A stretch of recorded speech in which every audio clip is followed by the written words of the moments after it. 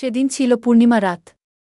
জানালার কাচ ভেদ করে চাঁদের দুধসাদা আলো সারা ঘরে ছড়িয়ে পড়েছে। তিথি তার ১-৬ বছরের জীবনে এমন একা আর কখনো থাকেনি। মা বাবা জরুরি কাজে শহরের বাইরে গেছেন। ফিরতে ফিরতে আরও ২ দিন। বাড়ির প্রতিটি কোণ যেন অজানা এক নীরবতা নিয়ে তাকে ঘিরে রেখেছে। তিথির ঘরের ঠিক সামনেই দাঁড়িয়ে আছে সেই পুরনো রাজপ্রাসাদটা। দিনের আলোতেও যার দিকে তাকালে কেমন যেন একটা গা ছমছম করে ওঠে। স্থানীয়রা বলে ওটা নাকি অভিশপ্ত। ১০০ বছর আগে প্রাসাদের রানী নাকি এক ভয়ঙ্কর হত্যাকাণ্ডের শিকার হয়েছিলেন। তারপর থেকে তার অতৃপ্ত আত্মা নাকি প্রাসাদেই ঘুরে বেড়ায়। ছোটবেলা থেকেই তিথি এই গল্প শুনে আসছে, কিন্তু আজ একা বাড়িতে বসে সেই গল্পগুলো যেন আরও বেশি জীবন্ত মনে হচ্ছে।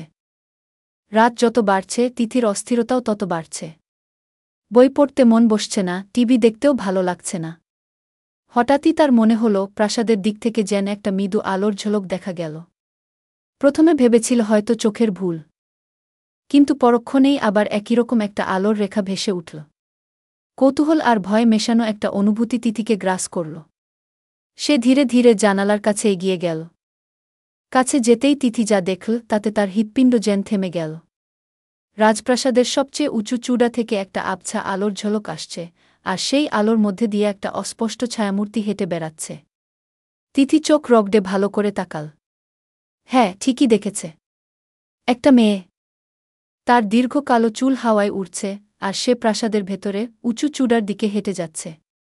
মেয়েটির পরনে পুরনো দিনের রাজকীয় পোশাক, যা চাঁদের আলো আরও আবছা দেখাচ্ছে। তিথির হাত পা ঠান্ডা হয়ে এল।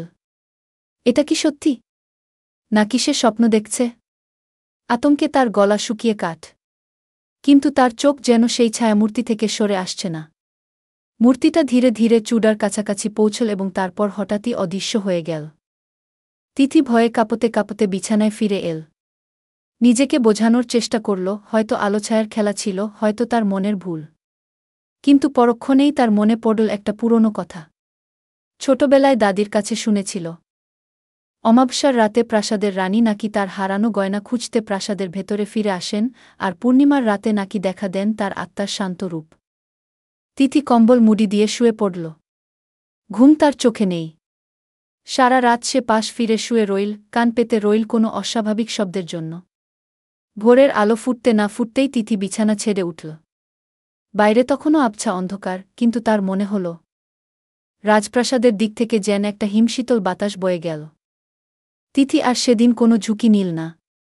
সারাদিন সে দরজা জানালা বন্ধ করে ঘরের ভেতরেই রইল। মা বাবা ফিরে আসার আগ পর্যন্ত সে আর ভুলেও রাজপ্রাসাদের দিকে তাকাল না। কিন্তু রাতের সেই দৃশ্যটা তার মনে এমনভাবে গেঁথে গিয়েছিল যে এরপর থেকে যখনই সে রাজপ্রাসাদের দিকে তাকাত, তখনই তার মনে হতো যেন রানী তার দিকেই তাকিয়ে আছেন, একটা শান্ত অথচ অতৃপ্ত দৃষ্টি নিয়ে। গল্পটি কেমন লাগল? আরও কোনো ভৌতিক গল্প শুনতে চাও?